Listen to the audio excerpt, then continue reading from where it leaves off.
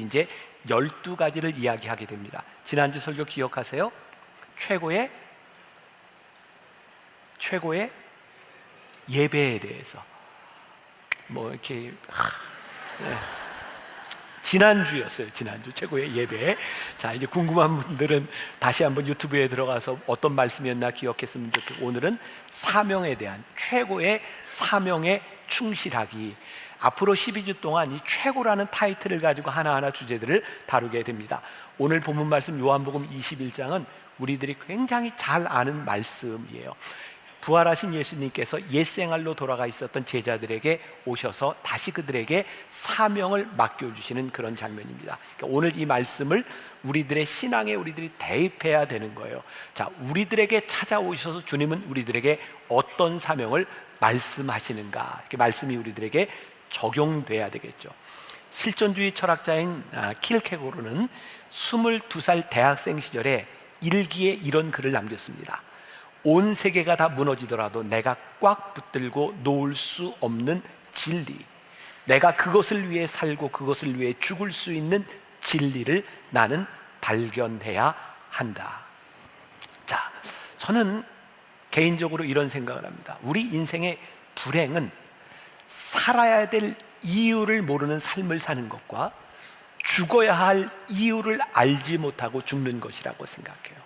오늘 여러분들에게 도전을 좀 드리려고 해요. 이 사명에 대한 말씀을 들으면서 하나님, 제 삶에 살아야 될 이유, 그리고 내가 이렇게 살다 죽어도 괜찮다고 생각할 수 있는 그 이유가 우리들에게 있었으면 좋겠습니다. 이 사명이라는 말, 영어 단어로 보면 두 가지가 있어요. 여기 컬링이라고 하는 말과 미션이라는 말이 있습니다. 이 단어를 보면 누군가 우리를 보냈구나, 누군가 우리를 불렀구나, 그리고 우리들에게 주어진 일이 있구나라는 것을 생각하게 되죠. 저는 사명을 이렇게 생각합니다. 무엇 때문에, 무엇을 위하여 살아가야 될 이유. 여러분들은 무엇 때문에 살아가고 무엇을 위하여 살아가는가, 이것이 분명해야 되겠다. 오늘 예수님께서 베드로에게, 제자들에게 찾아오셔서 이렇게 물으셨어요. 내가 나를 사랑하느냐? 내가 나를 사랑하느냐? 내가 나를 사랑하느냐? 그리고 내 양을 먹이라고 말씀하셨어요. 3번씩이나 물으신 이유가 있을 것 같아요. 그리고 이 사명이 결코 쉽지 않다는 것을 알 수 있어요. 누구나가 사명자가 될 수 있지만 주님은 누구나 아무에게나 사명을 맡겨주셨던 것 같지는 않아요. 바로 이 3번의 물음을 통하여 관계를 확인하시고, 오늘 우리들이 하나님을 믿는데 하나님과의 관계 속에서 우리가 사명자가 되면 우리들에게 나타나는 현상이 하나 있다. 그것은 시간을 허비하지 않는 인생을 살아간다. 혹시 오늘 말씀을 듣는 여러분들 가운데 내 인생을 나는 허비하고 있어 라고 생각되는 분이 있다면, 자, 이 허비하고 있다고 하는 것이 아무것도 하지 않는다는 것이 아니에요. 나는 분명히 열심히 살아가고 있는데 내 삶에 의미가 없어 라고 생각하는 분들이 있다면, 오늘 사명에 대하여 하나님이 나에게 주신 사명이 무엇인가를 한번 생각하는 계기가 되었으면 좋겠어요. 저는 이 사명이라고 하는 것은 결코 낭만적인 일이 아니라고 생각해요. 우리들에게 사명이 들어오면 우리는 사명을 위하여 살아야 되고 사명 때문에 죽을 수도 있다는 거예요. 우리들에게 주어지는 이 치열한 사명이라고 하는 것은 우리 하나님과 우리들 사이에 마땅한 관계 때문에 우리들에게 주어지는 것이지 억지로 우리들에게 주어지는 것은 아닌 것 같아요. 사명이 우리들 가운데 들어오면 우리들에게는 자연스럽게 책임감이 생기는 것 같아요. 제가 얼마 전에 어떤 지방에 교회 집회를 갔다가 젊은 목사님에게 이런 이야기를 했어요. 제가 선배니까, 목사님 앞으로 살아가는데 목사님이 이렇게 목회하는데 지치지 않고 좋은 목회자가 되기 위해서 좋은 친구들도 많이 만들고 교제하는 사람을 만드세요. 그런데 목사님이 좋은 친구를 만들기 위해서는 누군가를 위하여 목사님이 시간을 내주고 누군가를 위하여 헌신하지 않으면 절대로 좋은 관계는 만들어지지 않습니다. 우리가 사명자가 되고 무언가의 책임을 진다고 하는 것, 그 책임은 우리들로 하여금 분명히 사명의 삶을 살게 하거든요. 저는 어줍지 않게 왜 하나님이 저에게 계속 그런 마음의 부담을 주시는지 몰라요. 한국 교회에 대한 염려 같은 게 있어요. 하나님, 지금 이 시대의 한국교회가 어떻게 될까요? 하나님, 만나교회에서 하고 있는 여러 가지 프로그램들이나 이것이 만나교회만의 것이 아니라 앞으로 한국교회에 어떤 도전을 줄 수 있을까요?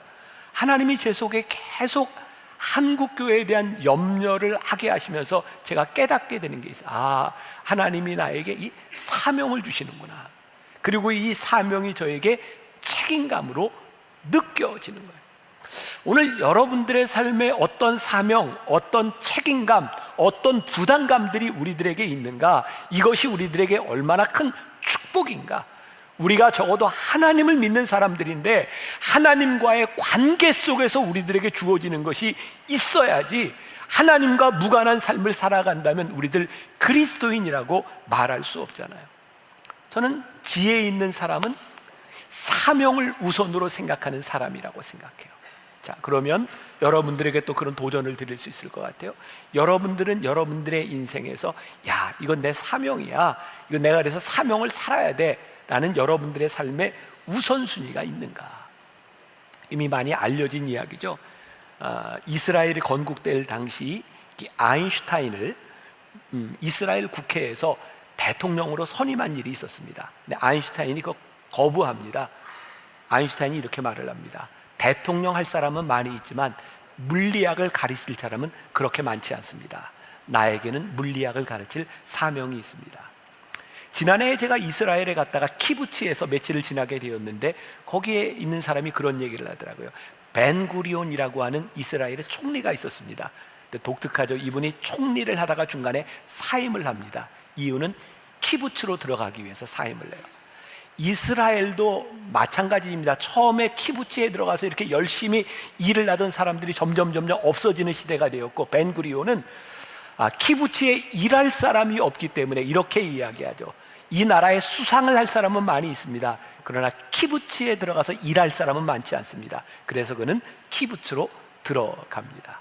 자, 제가 여러분들에게 하고 싶은 말이 있어요.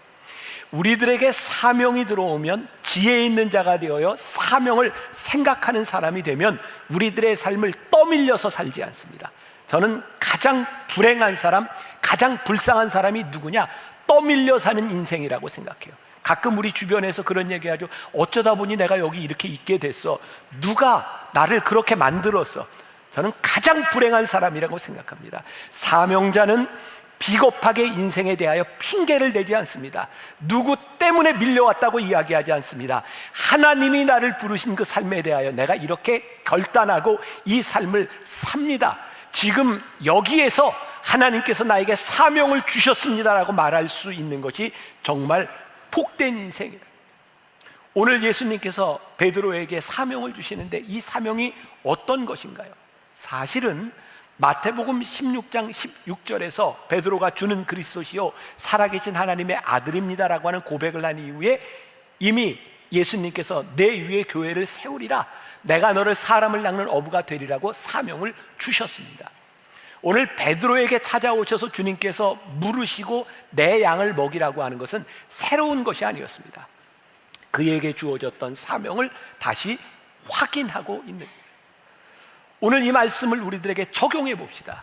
오늘 사명에 대한 이야기를 하고 있는데 지금 우리들에게 새로운 사명이 필요한 게 아니라고요.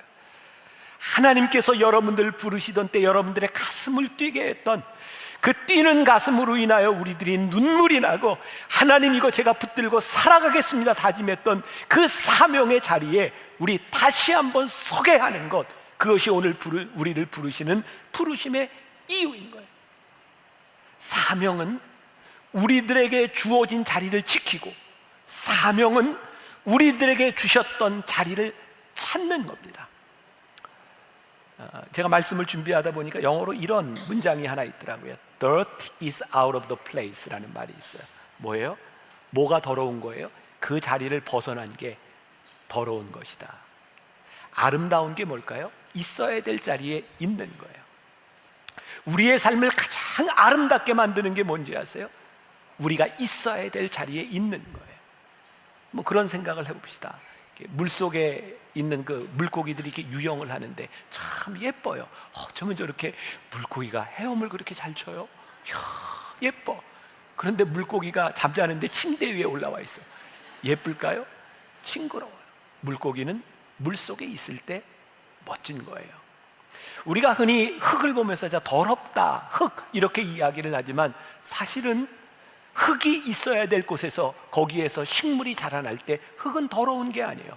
흙은 자기의 역할을 하고 있는 거예요. 사업을 하는 사람은 사업을 잘할 때 아름다운 것이고, 목회를 하는 사람은 목회를 잘할 때 아름다운 것이고, 정치를 하는 사람은 정치를 잘할 때 아름다운 거예요.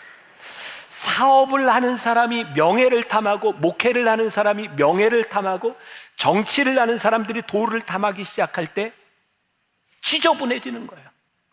우리의 삶을 주변에 있는 사람들을 많이 보세요. 사명을 받지 못했기 때문이 아니라 사명을 받았던 자리에 있지 아니하고 그 자리를 벗어나기 때문에 수치스러운 일이 일어나고 불행한 일들이 일어나는 거예요.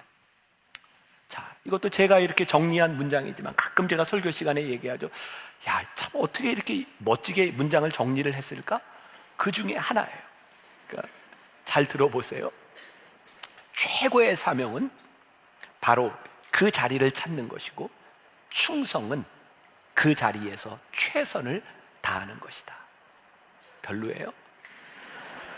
최고의 사명은 그 자리를 찾는 것이고, 충성은 그 자리에서 최선을 다하는 거예요.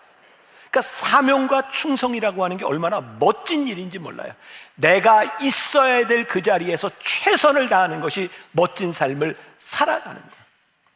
제가 목회를 하면서 지금 살아오면서 늘 그런 회의 같은 게 드는 게 있어요. 저도 이제 나이가 드니까 후배 좋은 목사님들, 선교사님들 있으면 소개하는 일들을 자주 해요. 근데 정말 선교를 잘했던 그 선교사를 소개해서 저로 인해서 우리 한국교회에 유명해진 분이 있어요. 근데 유명해지고 나서 그 자리를 떠나요. 어떤 젊은 목사님을 소개해서 사람들에게 많이 알려지게 되었는데 그 알려진 것으로 인하여 그 목회의 자리를 떠나요. 물론 하나님께서 사명의 자리를 옮겨주셔서 그 자리에서 사명의 자리가 바뀌는 것이 잘못된 것이 아니에요. 근데 때때로 메뚜기처럼 좋은 자리를 찾아 떠나고 나보다 내가 조금 더 좋은 것을 향해 떠나가는 사람들을 보면 그것들이 그렇게 아름답게 보여지지 않는 거예요. 우리들이 있어야 될 곳에서 하나님이 우리를 부르시는 곳에 우리들이 있는가, 그 자리를 분명히 확인할 수 있는 것, 그것이 최고의 사명의 자리인 거예요.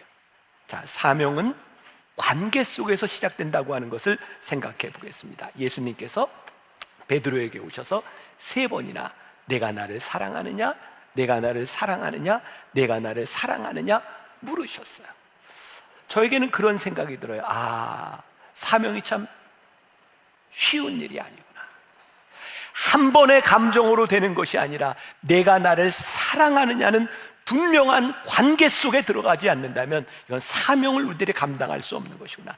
우리 주님께서 요구하시는 것은 어떤 추상적인, 어떤 감정적인 것이 아니라 주님과의 관계 속에서 네가 나를 사랑하기 때문에 할 수 있니? 우리 하나님 믿는 사람들인데, 내가 주님 사랑합니다라고 고백하는 사람들인데, 우리들이 하고 있는 우리들의 삶의 자리에 사명이 내가 주님 사랑합니다라고 말할 수 있는 그 사명의 자리에 우리들이 서 있는가? 오스왈드 챔버스의 주님은 나의 최고봉에 보면 이 부분을 이렇게 써고 있어요. 한번 읽어드립니다. 지금 베드로는 나를 사랑하느냐는 주님의 뼈아픈 질문의 의미를 깨닫기 시작합니다. 그것은 다 소모하거라 하는 의미입니다. 얼마나 나를 사랑하는지를 고백하지 말고 얼마나 많은 놀라운 계시를 받았는지 말하지 말고 그저 나의 양을 먹이라는 것입니다. 주님의 양 중에서는 지독하게 웃긴 양도 있고 질기도록 말 안 듣는 양도 있고 더러운 양, 이상한 양, 대항하며 들이받는 양, 그리고 다른 길로 헤매는 양들이 있는데 이들을 다 사랑하며 자신을 다 소모하기까지 먹이라는 것입니다. 내가 나를 사랑하니? 내가 나를 사랑한다면 네 마음에 들거나 네 마음대로 하지 말고 내가 너에게 맡겨진 양에게 내가 최선을 다해. 너의 한계와 너의 부족함이 아니라 내가 너에게 맡겨준 그 일을 잘 해. 사랑하는 순간, 사랑에 충성하는 순간 우리가 할 수 있는 일이 명확해진 거예요. 제 이야기를 조금 해볼까요? 제가 만나교회 담임 목회를 하면서 이제 오래전입니다. 저는 만나교회 담임을 하면서 개척을 생각을 많이 했었어요.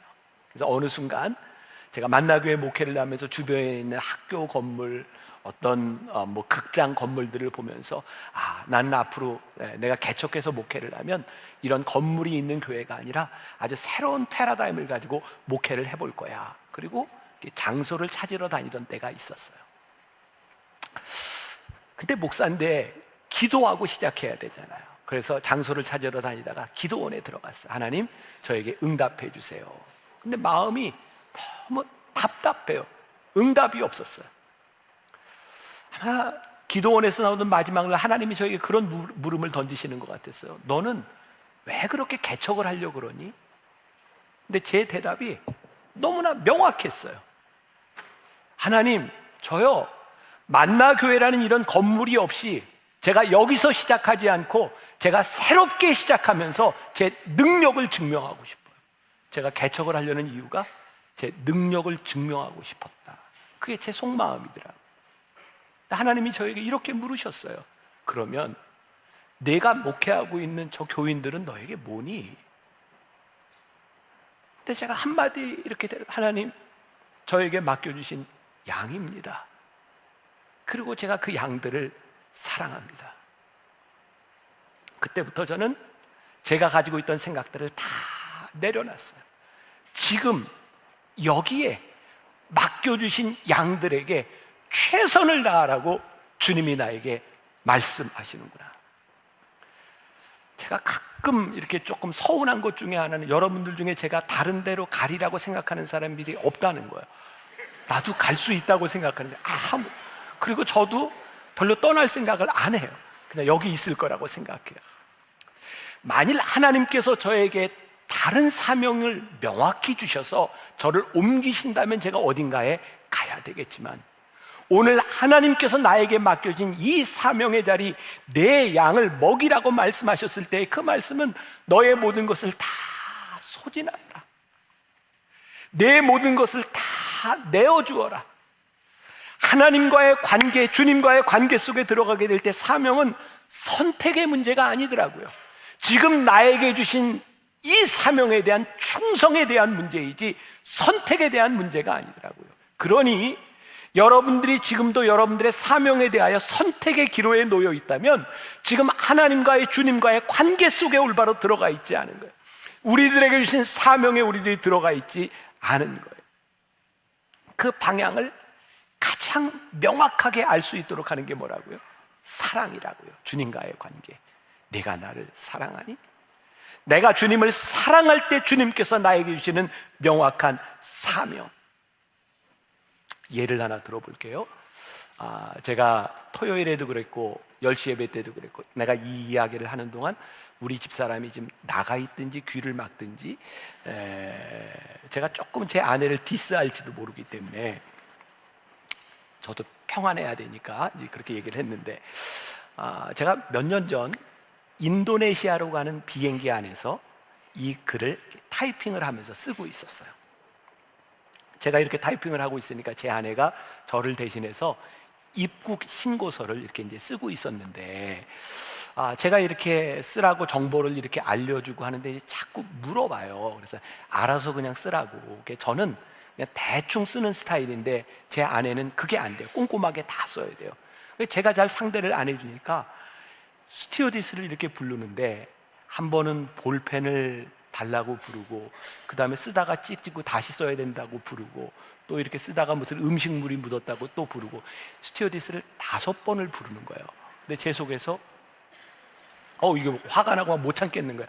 그냥 내가 쓰고 말지. 그리고 미안한 게 자꾸 스튜어디스를 부르는 게 너무 미안한 거예요. 내가 못 참겠다. 그러다가 갑자기 이 말씀을 준비하고 있으니까 제가 생각난 게 있어요. 내가 평생 같이 살아야 될 사람은 스튜어디스가 아니라 내 아내구나. 그러니까 내가 사랑하고 살아가야 될 사람이 누구예요? 아내인 거예요. 스튜어디스에게 조금 미안하지만 그 미안한 것 때문에 내 아내의 기분을 상하게 하면 내 인생이 힘든 거예요. 그래서 내가 생각한 게, 그렇구나. 사랑의 방향과 내 인생의 방향이 정해지면 인내할 수 있구나, 참을 수 있구나. 그때 우리들이 충성이 되는구나. 그리고 내 삶의 행동이 정해지는구나. 우리들의 사랑의 방향, 우리들의 사명의 방향이 정해지면 절대로 우리는 내 마음대로 행동하지 않습니다. 후회할 행동을 만들지 않습니다. 진짜 중요한 게 있다. 주님을 믿고 살아가는 우리들에게, 주님을 사랑하기 때문에 우리들에게 정해진 삶의 방향이 우리들에게 있는가? 그 올바른 방향을 향해 우리들이 살아가고 있는가? 방향이 올바르지 않으면 우리들의 열심이 얼마나 빗나갈 수 있는지 몰라요. 여러분들에게 지금 정서적으로 잘 받아들이지 않는 이야기일 수도 있는데 10여 년 전 일입니다. 제가 어떤 교회 집회를 갔는데 그 목사님이 그렇게 이야기를 하더라고요. 우리 교회에 강아지 2마리가 이렇게 지나다녀서 이렇게 관리하는 집사님한테 저 개들이 누구 거냐고 그랬더니 집사님, 내가 지금 열심히 키우고 있는 강아지라고 그렇게 얘기를 하더래요.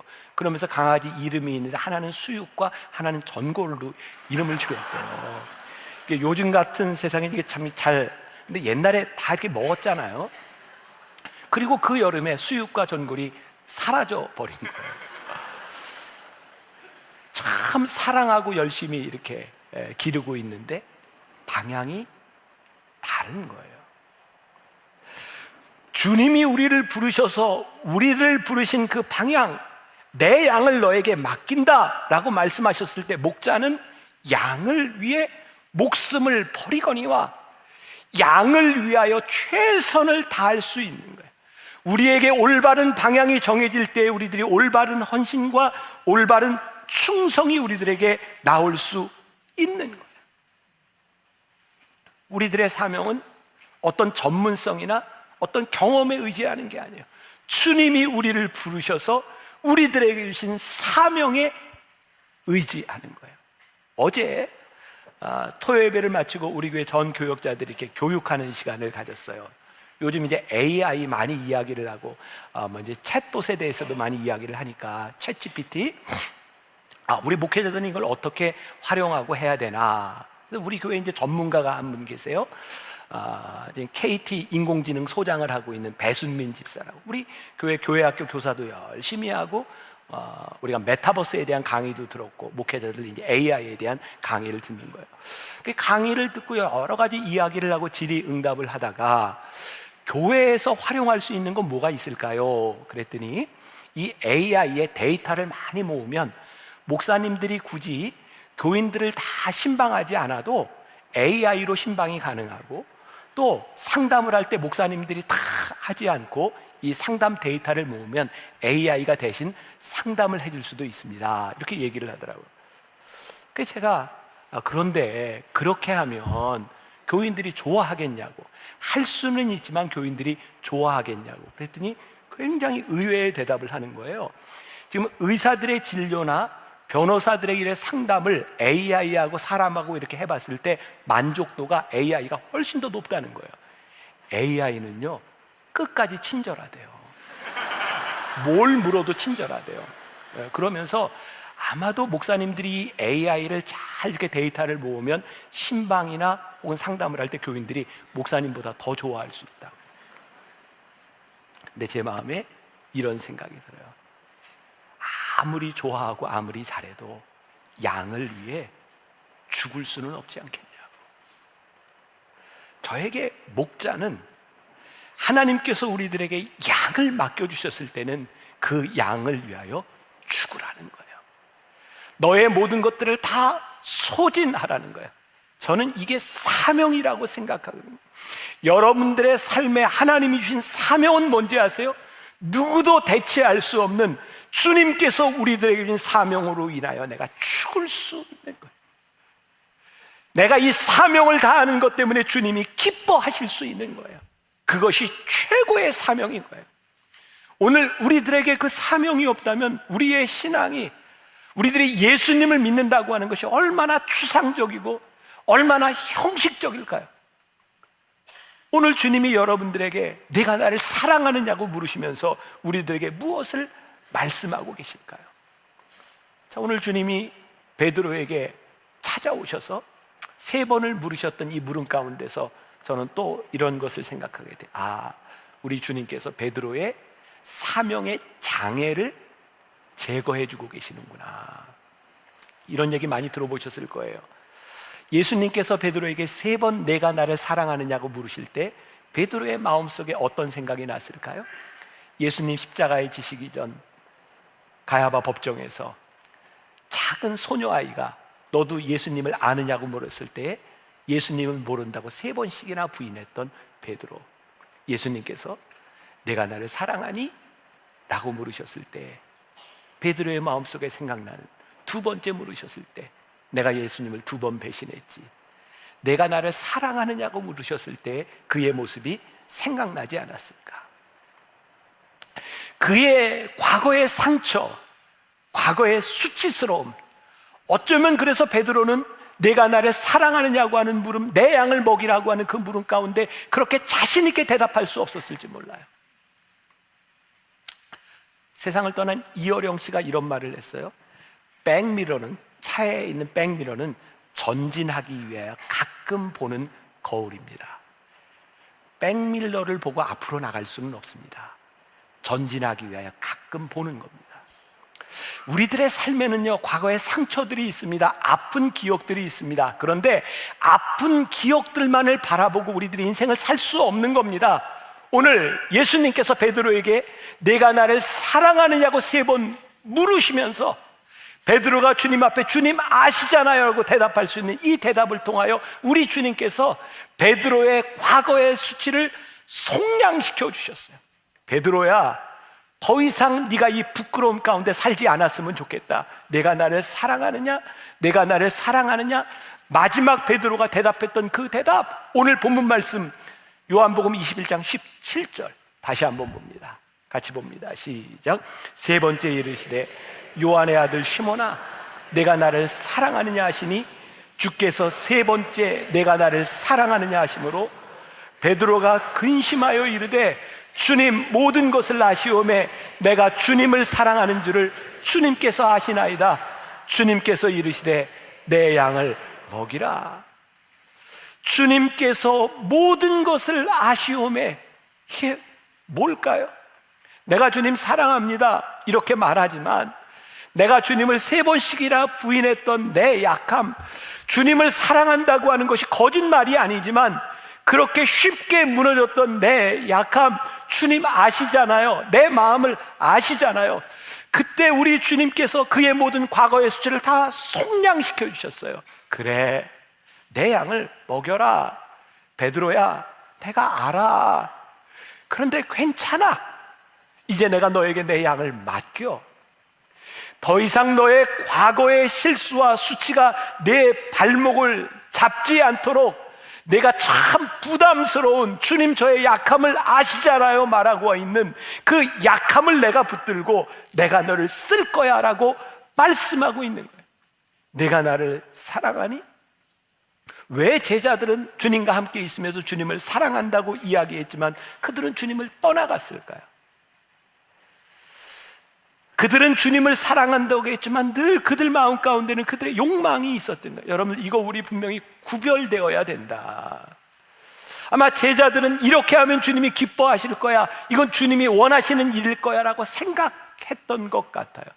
근데 그들은 주님이 가신 길을 따라가지 않았어요. 중요한 게 있다. 우리들의 착각은 주님이 하신 대로 따르는 것보다 어떻게 하면 주님이 좋아하시지라고 생각하는 거예요. 얼마 전에 제가 읽었던 레디컬 투게더에 보면 이런 이야기가 있어요. 하나님의 최고를 위하여 여러분들의 최선을 포기하십시오. 교회에서 일어나는 아주 최선의 일들이 최고이신 하나님을 거슬리고 있다면 그것은 옳은 일이 아닙니다. 주님을 바라보라는 거예요. 이것이 옳은 일인지를 구별하라는 거예요. 요한복음 15장 5절에 나를 떠나서는 너희가 아무것도 할 수 없느니라. 너희들이 주님 안에 있는지를 확인해 보라는 거예요.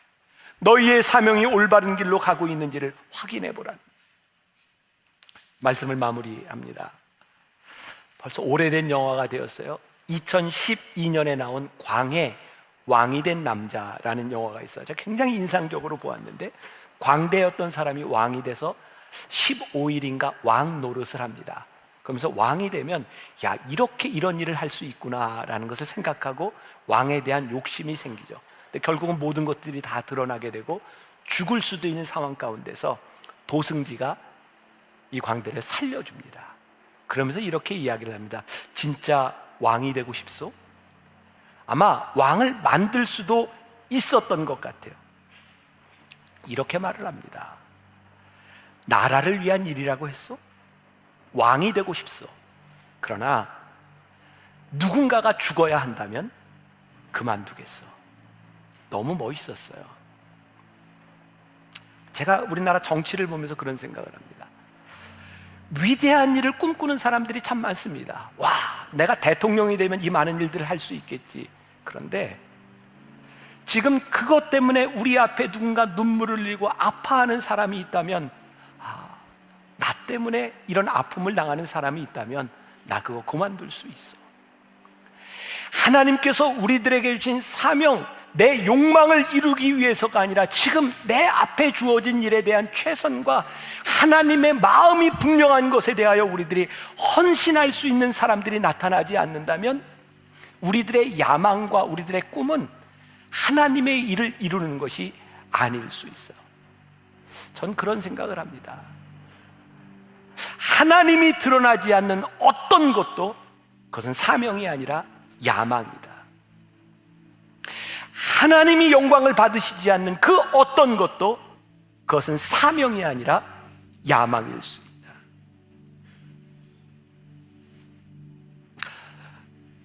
저에게 그런 유혹들이 있어요.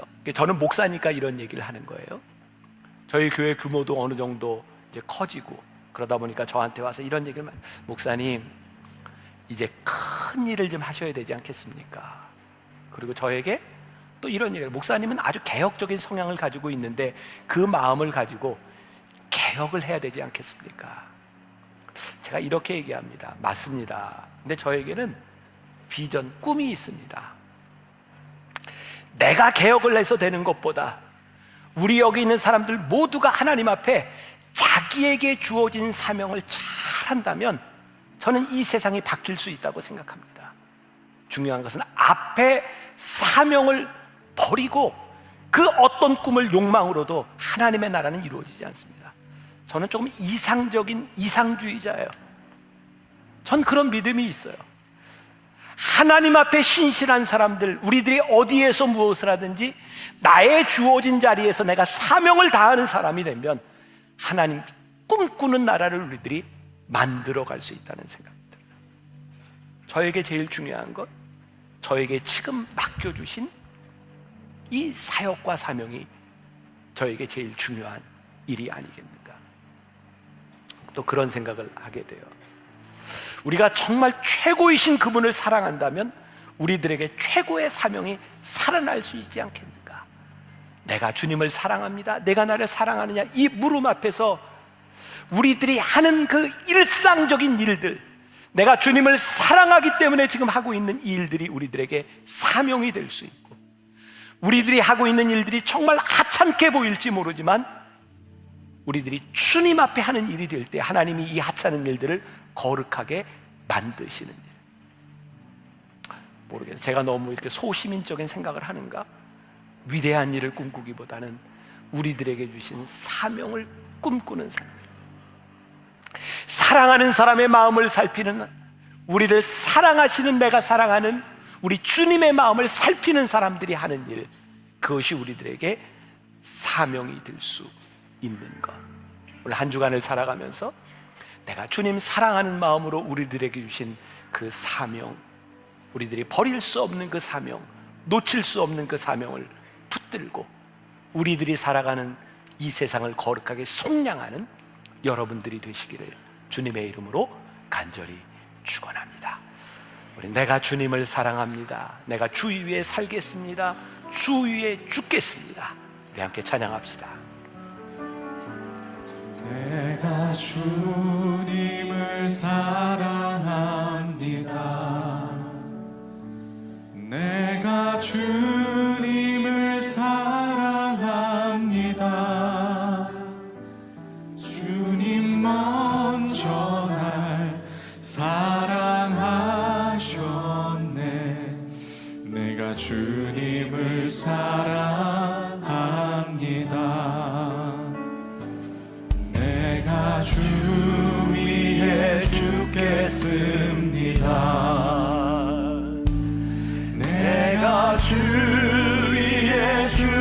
주겠습니다. 주님 먼저 날 위해 죽으셨네. 내가 주 위에 죽겠습니다. 내가 주 위에 살겠습니다. 내가 주 위에 내가 주님을 살겠습니다. 내가 주님 사랑합니다. 내가 나를 사랑하느냐고 물으시는 물음 앞에 주님, 우리가 부족하지만 주님 아시지만 우리의 연약함을 아시는 주님 앞에 우리들이 무릎을 고백합니다. 주님, 우리들에게 주어진 삶, 우리들이 해야 될 일, 우리들이 감당해야 되는 일들, 주님 사랑하는 마음으로 감당하기를 원합니다.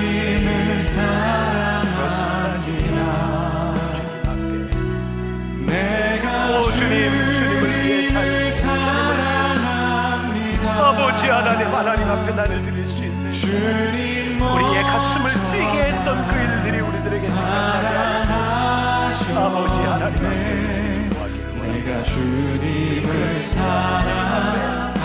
주님을 위해 살고 내가 주 위에 죽겠습니다.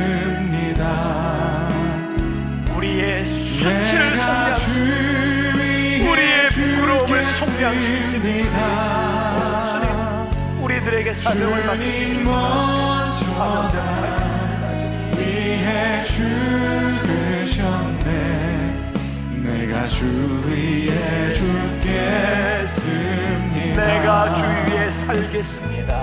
내가 주 위에 살겠습니다. 내가 주 위에 살겠습니다.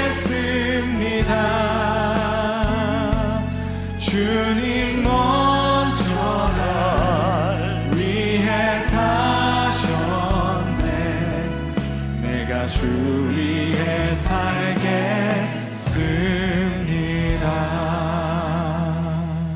오늘 이 시간 우리들에게 찾아오셔서 주님이 물으십니다. 내가 나를 사랑하니?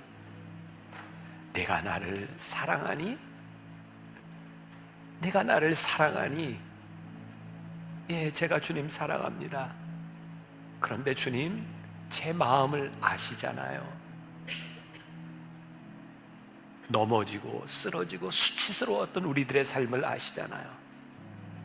그러나 주님 사랑하고픈 내 마음을 주님 아시잖아요.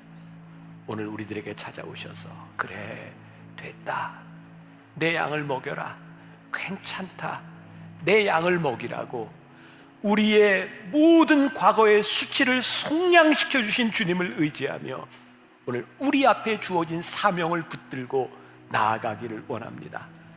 부끄럽지 않은 삶, 후회하지 않을 삶, 내가 이렇게 살면 되겠습니다, 내가 이렇게 살다 죽으면 부끄러움이 없겠습니다, 그 사명을 붙들고 나가는 우리 귀한 성도들 되게 하여 주옵소서.